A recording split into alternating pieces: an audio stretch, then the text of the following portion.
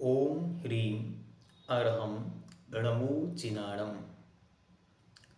बीतरा सर्वज्ञ अरिहंत महाप्रभु के इस पवित्र जिन शासन को हम जानने का प्रयास कर रहे हैं। आइए आज हम जानेंगे अष्ट मूल गुण। अष्ट मतलब 8 और मूल मतलब होता है जड़ और गुण मतलब होता है संस्कार। तो जो मूल रूप में या जो कंपलसरी गुण होते हैं वो मूल गुण कहलाते हैं। जो जड़ के समान होते हैं, जिनके माध्यम से ही जीवन आगे बढ़ता है, वो अष्ट मूल गुण कहलाते हैं। जो गुणों में मूल हैं उन्हें मूल गुण कहते हैं। या मुख्य नियम मूल गुण कहलाते हैं।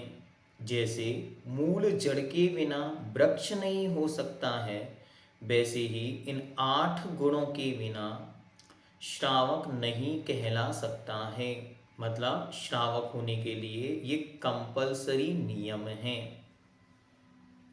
और आत्म साधना के लिए सबसे पहले श्रावक होना अनिवार्य है। श्रावक क्या है? तो जैन सम्यक दृष्टि जीव या जैन धर्म को अच्छी तरह जो श्रद्धा करता है, विवेक पूर्वक अपना आचरण करता है और सारी की सारी जिन आगम के अनुसार कही हुई क्रियाओं का जो पालन करता है, वह श्रावक कहलाता है। श्रावक शब्द बना कैसे है? तो श्रावक शब्द सुनने वाले, श्रुत जो श्रु है उससे यह शब्द बना है। मतलब जो अच्छी तरह जिनेंद्र भगवान की वाणी को श्रद्धा पूर्वक सुनता है, विवेक पूर्वक उसकी अनुसार क्रियाएं करता है, ऐसा श्रद्धावान, विवेकवान, क्रियावान व्यक्ति श्रावक कहलाता है। और उस श्रावक के कितने मूल गुण होते हैं? तो श्रावक के 8 मूल गुण होते हैं। कौन कौन से? तो पहला मद्य त्याग अर्थात शराब नहीं पीना। दूसरा मांस भक्षण त्याग मतलब मांस नहीं खाना, नॉनवेज अवॉइड करना। फिर मधु अर्थात शहद त्याग, हनी जिसको कहते हैं। फिर पंच उदंबर फलों का त्याग। 5 प्रकार के फल होते हैं जिनमें जीवों की मात्रा बहुत अधिक होती है, उन्हें नहीं सेवन करना। फिर रात्रि भोजन त्याग, रात में सूर्य अस्त होने के पश्चात भोजन नहीं करना। फिर पानी छान कर पीना, पानी को अच्छी तरह वस्त्र से छानकर पीना। नित्य देव दर्शन करना, प्रतिदिन जिनेंद्र भगवान के दर्शन करना। और जीवों पर दया रखना। ये अष्ट मूल गुण इस रूप में यहाँ पर आपके सामने रखे जा रहे हैं, जो कि सागार धर्मामृत नामक ग्रंथ में वर्णित हैं। इसके अलावा भी रत्नकरंडक श्रावकाचार्य में मध्य, मांस, मधु इनका त्याग और पंच उदंबर फलों का त्याग, ऐसे 5, 3, 8 इस प्रकार से भी अष्टमूल गुण कहे गए हैं। आइए अब इनको हम विस्तार से समझें और समझने का तात्पर्य क्या, हम इन्हें छोड़ें। इनको छोड़ने से ही हम श्रावक बनेंगे और श्रावक बनकर ही हम आगे के मार्ग पर आत्म कल्याण के रास्ते पर चल सकेंगे। पहला मद्य त्याग। मद्य मतलब होता है नशा, जिससे मद चढ़ता है, वो नशेले पदार्थ मदमत्तपने को यहाँ मद्य कहा। तो मद्य त्याग शराब आदि नशेली वस्तुओं के सेवन करने का त्याग करना मद्य त्याग है। शराब पदार्थों को सड़ा गलाकर बनाई जाती है, अतः इसके सेवन से लाखों जीवों का घात होता है। जिस चीज़ की भी शराब बनानी है, अनेक अलग अलग प्रकार के फलों और फूलों के रसों से शराब तैयार होती है। तो उन्हें बहुत दिनों तक एक स्थान पर सड़ाया जाता है। जितनी जितनी वो सड़ती जाती है उतना उतना उसमें मादकपना अर्थात मदमत्त करने की शक्ति जागृत होती चली जाती। इसके सेवन से व्यक्ति का विवेक समाप्त हो जाता है और वह पागल सा हो जाता है। एक प्रकार से उसके मस्तिष्क में ऐसी भावनाएं उत्प्रेरित होती हैं या शून्यपना आ जाता है जिससे वह अपने विवेक पूर्वक कोई भी काम नहीं कर पाता। अतः इसका त्याग करना अति आवश्यक है। इसके त्याग के बिना वो धर्म के मार्ग पर आगे बढ़ ही नहीं सकता। क्यों? जब अच्छी तरह आप बड़े बड़े ऑफिसेस में कोऑपरेटिव वर्ल्ड में देखेंगे तो वहाँ भी नियम होता है कि आप इस क्षेत्र में शराब पीकर एंटर नहीं कर सकते। क्यों किया? क्योंकि जब आप वहाँ के ऑफिसर हैं, वहाँ के वर्कर हैं, तो आपका ये काम है कि आप वहाँ के रूल्स एंड रेगुलेशंस को फॉलो करेंगे। और जब आप शराब के नशे में धुत होंगे तो पता ही नहीं चलेगा कि वहाँ के नियम क्या हैं और उनका पालन नहीं कर पाएगा। ऐसे ही जिनेंद्र भगवान ने कहा कि जब आप जैन श्रावक बनने जा रहे हैं तो सबसे पहले उस शराब और उस जैसे नशीले पदार्थ, चरस, गांजा और भी अन्य जो चीज़ें हैं उनको आपको छोड़ना होगा, क्योंकि इनको ग्रहण करने से मस्तिष्क में मदमत्तपना आता है जिसके कारण वह विवेक पूर्वक काम नहीं कर पाता। सेकंड, मांस भक्षण त्याग। मांस क्या है? तो मांस जीवों के कलेवर का नाम है। 2 इंद्रिय से लेकर 5 इंद्रिय जीवों का जो शरीर होता है उस शरीर को मांस कहते हैं। और उस शरीर को घात बिना, नाश किए बिना, उस जीव को मारे बिना वह मांस प्राप्त नहीं हो सकता। तो मांस की उत्पत्ति त्रस जीवों के घात से होती है तथा मांस में निरंतर त्रस जीवों की उत्पत्ति होती रहती है। पहले तो जीव को मारकर मांस निकाला, इसलिए वह जीव हिंसा हुई। फिर उसमें निरंतर तद जाति निगोद, मतलब जिस जाति का वह जीव है उस जाति के निगोदिया जीव निरंतर उसमें जन्म लेते रहते। सम्मुचन जीव, तद जाति के सम्मुचन जीव उसमें निरंतर जन्म लेते रहते। जन्म मरण उनका चलता चला जाता। अतः मांस खाने वाला असंख्यात जीवों का घात करता है।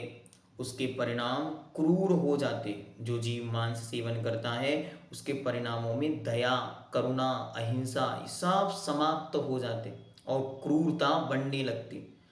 वह कई प्रकार की बीमारियों से ग्रसित हो जाता है। अच्छी तरह विज्ञान और डॉक्टर्स ने ये सिद्ध किया है कि आपके शरीर में ना तो आपके नाखून मांसाहार के सेवन योग्य हैं, ना ही आपके दांत, ना ही आपकी आंत। मतलब डाइजेस्टिव जो सिस्टम है वो मांसाहारियों का अलग होता है, शाकाहारियों का अलग होता है। इसलिए किसी भी शाकाहारी के लिए मांस भोजन भक्षण के रूप में यदि वह ग्रहण कर रहा है तो वह उसके शरीर को बहुत ज़्यादा डैमेज करेगा। एक्स्ट्रा एनर्जी उसको डाइजेशन में लगेगी जिसके कारण उसे अनेक प्रकार की बीमारियों की संभावना बढ़ जाती है। मुख्य बात क्या? मुख्य बात ये, वह मांस जिस जीव से आ रहा है उस जीव की भावनाएं, मरते समय उसके अंदर उत्पन्न होने वाले संक्लेश परिणाम, डिप्रेशन, टेंशन, जो वो अपने जीवन के लिए चाहत थी, वो सब भावनाएं उस मांस के पिंड के साथ अब भोजन के रूप में मांस खाने वाले व्यक्ति के शरीर में चली जाती हैं, जिससे वो व्यक्ति क्रूर हो जाता है और बीमारियों का शिकार हो जाता है। अतः श्रावक को मांस का सेवन कदापि नहीं करना चाहिए। अंडा भी त्रस्त जीवों का शरीर है, अतः उसे भी नहीं खाना चाहिए। हाँ, बहुत सारे लोग उस मांस की संज्ञा से अंडे को बाहर कर देते, लेकिन नहीं, ऐसा बिल्कुल नहीं। उससे चूजे की उत्पत्ति जो हो रही है, मुर्गे की जो जन्म स्थली है वो वही अंडा है। मतलब जीव उसके अंदर स्थित है, इसलिए वह भी खाने योग्य किसी रूप में नहीं है। विदेशी टॉफियाँ, चीज़, बाजार की केक, आइसक्रीम, भूरे निशान वाली जिसपे रेड कलर का, लाल कलर का निशान खाद्य वस्तुएं नहीं खानी चाहिए। इन चीज़ों से अच्छी तरह बचने का प्रयास करें। तीसरे नंबर पर कहते हैं मधु, शहद त्याग। देखें, आप अपने बच्चों को बहुत अच्छी तरह इन सब विषयों की जानकारी अभी दें जब वे 8-9 वर्ष के हैं। 13 वर्ष के पहले पहले तक अगर आपने ये सब बातें उन्हें नहीं बताई और अन्य किसी मित्र, किसी स्कूल टीचर या अन्य किसी के द्वारा उनके दिमाग में ये सेट हो गया कि अंडा मांसाहार नहीं है या अंडा मांस नहीं है, तो बहुत बड़ी दिक्कत हो जाएगी। आइसक्रीम जो बाहर बन रही हैं इनमें नहीं पता कि क्या डाला जा रहा है। चॉकलेट्स जो बाहर की हैं उनमें नहीं पता कि इनमें कौन कौन से एलिमेंट्स उपलब्ध किए गए हैं इनको बढ़ाने के लिए।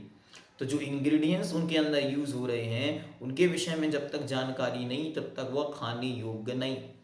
केक बाजार में मिल रही हैं, बहुत स्पेशल उनमें लिखा हुआ है एग मिस। अब वो बिना एग के अगर नहीं बनती हैं तो उनको खाने योग्य नहीं, इसलिए बहुत अच्छी तरह देखकर फिर उसको खाना। फिर मधु, शहद त्याग। मधु असंख्य जीवों के घात से उत्पन्न होता है। यह मधुमक्खियों का उगाल, बमन, उल्टी है। मधुमक्खियाँ अच्छी तरह से जाती हैं और फूलों का रस निकालकर, पराग चूसकर और उसे लाकर एक स्थान पर छोड़ती हैं तथा अपवित्र पदार्थ है। इसकी एक बूंद मात्र भी खाने से 7 गांव जलाने के बराबर पाप लगता है। ऐसा क्यों कहा? ऐसा इसलिए कहा क्योंकि उसे निकालते समय उस पूरे छत्ते का घात किया जाता है।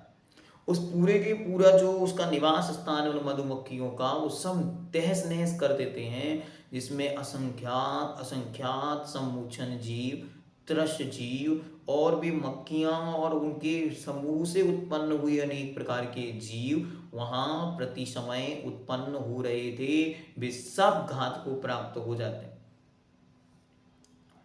अतः इसे कदापि नहीं खाना चाहिए। कुछ लोग कहते हैं कि बाजार का शुद्ध शहद खाया जा सकता है, परंतु यह गलत है। शहद कभी शुद्ध हो ही नहीं सकता। क्यों? क्योंकि वह तो मधुमक्खियों की उल्टी है, बमन है। जब उल्टी और बमन कभी शुद्ध होंगे क्या? वे कभी शुद्ध नहीं हो सकते। ऐसे ही इसके विषय में जानना, यह मधुमक्खियों का बमन होने से अवक्ष ही है। अच्छी तरह इससे बचने का प्रयास करें। जो भी दवाइयाँ, जो भी सीरप या कोई भी चीज़ आप प्रयोग में लाते हैं तो उसमें सबसे पहले चेक करें कहीं हनी तो नहीं है, यदि है तो उसे अवॉइड करें। फिर पंच उदंबर फलों का त्याग।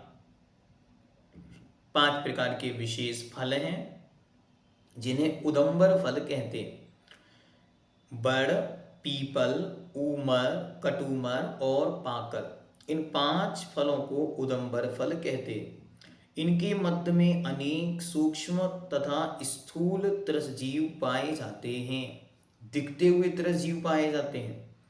इनके खाने से बहुत अघ मतलब पाप होता है, अतः इन सब का त्याग आवश्यक है। बहुत जीव इनके प्रयोग से मरते हैं। कई फल तो ऐसे हैं इनको तोड़ते हैं तो उनमें से छोटे छोटे से जीव उड़ते हुए दिखाई देते हैं, इसलिए ऐसे फलों से बचना चाहिए। वर्तमान में ये फल कहाँ, किस रूप में, कौन कौन है, हमें देखने में प्रत्यक्ष में नहीं आते, लेकिन फिर भी इस नामों से या उनके नाम हो सकते चेंज हो गए। जैसे अभी वर्तमान में एक फल ड्राई फ्रूट्स के रूप में मिलता है अंजीर, ये महान पाप से उत्पन्न होता है। अगर आपको उसकी वीडियो देखनी हो तो अच्छी तरह आप YouTube पर सर्च करें अंजीर फल, तो वो आपको दिखाएंगे कि किस प्रकार वह अंजीर फल और उसके ऊपर कितने जीव, छोटे छोटे छोटे छोटे जीव उस पर रहते हैं। फिर उसको तोड़ा जाता है, फिर उसके नीचे से वो जो चक्री की तरह आपको छोटी छोटी दिखाई दे रहा है, वो ड्राई फ्रूट्स के रूप में जो बाजारों में मिल रहा है, वो तो मात्र अंदर का स्पेशल जो बचा हुआ कंटेंट है वह है, उसके पहले कितने जीव उसके निमित्त से मारे गए, ऐसी चीजों से बचना चाहिए। रात्रि भोजन त्याग, इसके विषय में हम विस्तार से पहले चर्चा कर चुके हैं। उसकी वीडियो भी आपको नीचे डिस्क्रिप्शन में मिल जाएगी, तो आप उसको भी अच्छी तरह से देखें। ठीक है। सूर्य अस्त होते ही अनेक तरह जीव उत्पन्न हो जाते हैं। रात्रि में भोजन करने पर भोजन के साथ अनेक जीवों का भक्षण हो जाता है। अतः प्रथमतः जीव हिंसा होती है। दूसरा, मांस भक्षण का दोष लगता है। रात्रि में भोजन के साथ मकड़ी आदि मिल जाने से बहुत भयानक स्किन डिसीजेस रोग हो सकते हैं। जुए आदि के मिल जाने से जलोदर जैसे भयंकर रोग भी संभव हैं। रात्रि में भोजन करके सो जाने से पाचन क्रिया खराब हो जाती है, जिससे कई प्रकार के रोग उत्पन्न होते। रात्रि में भोजन करते समय सूर्य की अल्ट्रावायलेट किरणों का अभाव रहता है, अतः हमें पूर्ण रूप से विटामिन डी नहीं मिल पाता। अतः रात्रि का भोजन छोड़ देना चाहिए और दिन में ही भोजन करने का संकल्प करना चाहिए। इसके विषय में बहुत अच्छी तरह साइंटिफिक एविडेंस, पुराण ग्रंथों के रेफरेंस सब आपको पूर्व में रात्रि भोजन त्याग के अध्याय में बतला दिए गए। तो उस चैप्टर को भी आप अच्छी तरह एक बार जरूर देखें और कोशिश करें कि रात्रि भोजन का त्याग हो। कम से कम यदि पूर्ण रूप से रात्रि भोजन नहीं छूटता है तो अन्न से बनी हुई खाद्य वस्तुएं तो रात्रि में छोड़नी ही चाहिए। छठवा, जल छानकर पीना। पानी की एक बूंद में असंख्यात जीव होते हैं, ऐसा जैन आचार्यों ने बतलाया है। बिना छने पानी से उन जीवों का घात होता है और स्वास्थ्य भी बिगड़ता है। वैज्ञानिकों ने बिना छने पानी की एक बूंद में 36,450 जीव बतलाए हैं। इसलिए हमेशा ही पानी छानकर पीना चाहिए। कोशिश हमेशा यह हो कि पानी छना हुआ हो। कोशिश हमेशा ये हो पानी अच्छा हो। जितनी पानी की अशुद्धियाँ उतनी बीमारियाँ बढ़ती। इसलिए पानी छानकर पीना ये हम सबके स्वास्थ्य को अच्छा रखने के लिए जरूरी है, कंपलसरी है। मोटे कपड़े का दोहरा छन्ना होना चाहिए। पानी कैसे छानना, उसकी पूरी विधि और उसकी पूरी प्रक्रिया आपके सामने अच्छी तरह पानी छानने वाले चैप्टर में हमने रखी है। उसकी लिंक भी हम डिस्क्रिप्शन में दे देंगे, तो आप उसे भी अच्छी तरह देखें। यहाँ पे शॉर्ट में उसको बतलाते। मोटे कपड़े का दोहरा छन्ना होना चाहिए जिससे सूर्य की रोशनी ना दिखे। छना हुआ पानी 48 मिनट मतलब 48 मिनट तक त्रस्त जीवों से रहित है। तदुपरांत मतलब उसके बाद उसमें त्रस्त जीव उत्पन्न हो जाते हैं, अतः उसे फिर से छानना चाहिए। छने हुए पानी में लौंग, इलायची आदि पाउडर डाल देने से उसकी मर्यादा 6 घंटे की होती है। ध्यान से, अगर आपने पानी को कपड़े से छान लिया है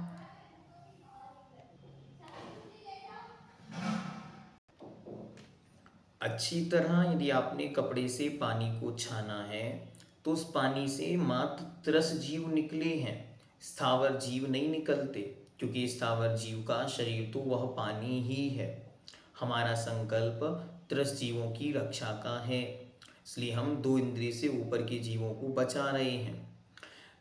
अब हमने जो पानी छाना वो 48 मिनट तक पीने योग्य है। इसके बाद फिर से उसे छानना पड़ेगा।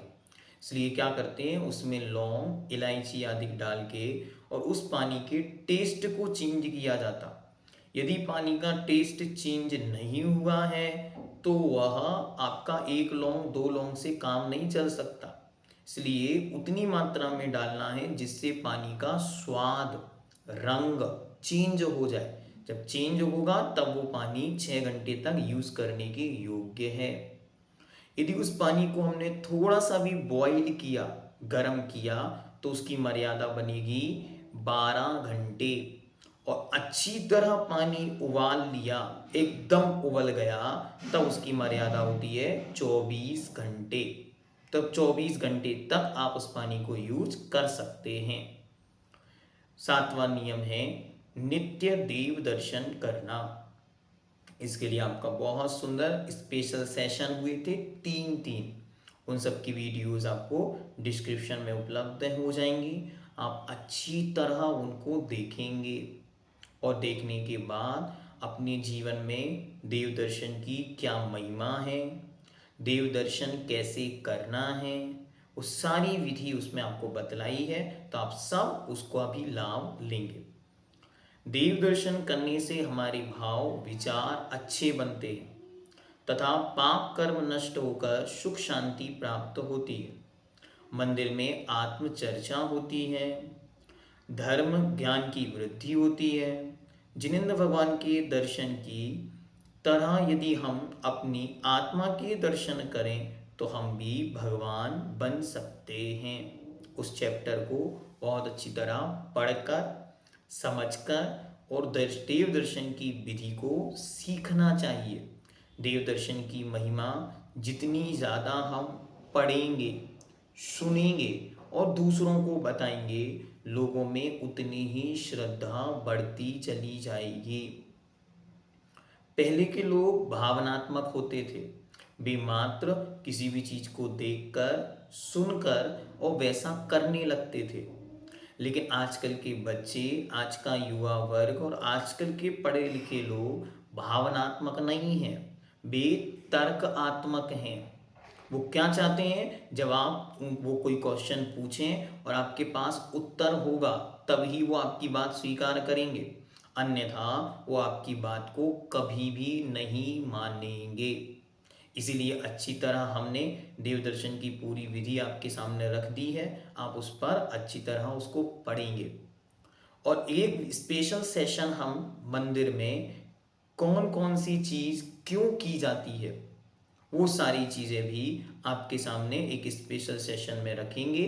तब आप लोग उसको भी अच्छी तरह समझकर और आने वाले समय के लिए, क्योंकि आज के समय में सब तर्कपूर्ण हो गए हैं, सबको रीज़न चाहिए। मम्मी को रीज़न पता नहीं, पापा को रीज़न पता नहीं, इसलिए बच्चे उनकी बात मानेंगे नहीं। इसलिए बहुत सारे बच्चे तो आपके कहे अनुसार मंदिर चले जाते हैं और बहुत सारे आपसे क्वेश्चन पुटअप करते हैं। आप क्वेश्चन का आंसर दे नहीं पाते तो आप कहते हैं अच्छा है, जो दिखे वो करो, हमको परेशान मत करो। ये परेशानी नहीं, आपको अच्छी तरह उन्हें मोटिवेट करके, उन्हें समझा करके और वापस जिन धर्म की ओर लगाना है। ये हमारा कर्तव्य है, ये हमारा संस्कार है। अंतिम 8वें नंबर पर जीवों पर दया करना। किसी प्राणी को मन वचन काया से कष्ट नहीं देना चाहिए एवं यदि किसी को कोई कष्ट हो तो उसे दूर करने को दया कहते हैं। अतः सभी जीवों के लिए हमेशा मंगल भावना करनी चाहिए। नित्य देव दर्शन करना, रात्रि भोजन त्याग करना तथा पानी छान कर पीना, ये तीनों जैन कुलाचार भी कहलाते हैं। ठीक है, तो इस प्रकार ये अष्टमूल गुण हैं। क्रमशः एक बार फिर से आपके सामने रख देते। पहला मद्य त्याग, मतलब शराब का सेवन नहीं करना, नशीले पदार्थों का त्याग करना। दूसरा मांस भक्षण त्याग, मांस का सेवन नहीं करना। तीसरा मधु शहद त्याग। फिर पंच उदंबर फलों का त्याग। उसके बाद रात्रि भोजन त्याग। उसके बाद पानी छानकर पीना, नित्य देव दर्शन करना और जीवों पर, प्राणी मात्र पर दया का भाव रखना। हम सब जैन श्रावक हैं तो ये 8 मूल गुण कंपलसरी हैं। अभी तक यदि जीवन में ये 8 मूल गुण संकल्प पूर्वक हमने नहीं लिए थे तो अब अच्छी तरह इसे जाना है। आज इसे अच्छी तरह समझें, बैठकर अच्छी तरह विचार करें कि हम पालन कर पाएंगे या नहीं, या कहीं कोई कमी तो नहीं रह जाएगी, और अच्छी तरह अपने मंदिर के मूल नायक भगवान के चरणों में जाकर या अपने नगर में कोई मुनि महाराज विराजमान हैं तो उनके चरणों में जाकर एक श्रीफल ले जाकर उनके चरणों में उस श्रीफल को चढ़ाते हुए भावना करें कि आज से मैं इन अष्टमूल गुणों के नियम को धारण करता हूँ। और वो श्रीफल वहाँ पे चढ़ाकर 9 बार नमोकार मंत्र पढ़ के अष्टमूल गुण धारण करके हम सब मंगलमयी जिन शासन के इस धारा प्रवाह जिन शासन में श्रावक के पद को प्राप्त करें। और ये मस्ट है, इसलिए जिनवाणी सुनने वालों को ये अष्टमूल गुण अवश्य ही धारण करना। यद्यपि ये धारण कब किए जाते हैं? जब हम 8 वर्ष के होते हैं तो 8 वर्ष का जो हमारा जन्मदिन होता है उस जन्मदिन के दिन ही हमें अष्टमूल गुण संकल्प पूर्वक धारण करनी चाहिए, जिन्हें कहते हैं सम्यक्त वर्धनी क्रिया। लेकिन यदि वो नहीं हो पाई है और बीच की उम्र में भी हमने मानो ये नियम नहीं लिए हैं तो कल ही अच्छी तरह ये संकल्प हम सब लेंगे, जिनेंद्र भगवान की साक्षी पूर्वक, गुरु साक्षी पूर्वक। ठीक है, तो आप सबके लिए बहुत बहुत शुभकामनाएं कि आपके अष्टमूल गुण जीवन पर्यंत नहीं, भवों भवों तक, जब तक संसार चक्र रहे तब तक इनका निर्दोष पालन हो। जैनम जयतु शासनम।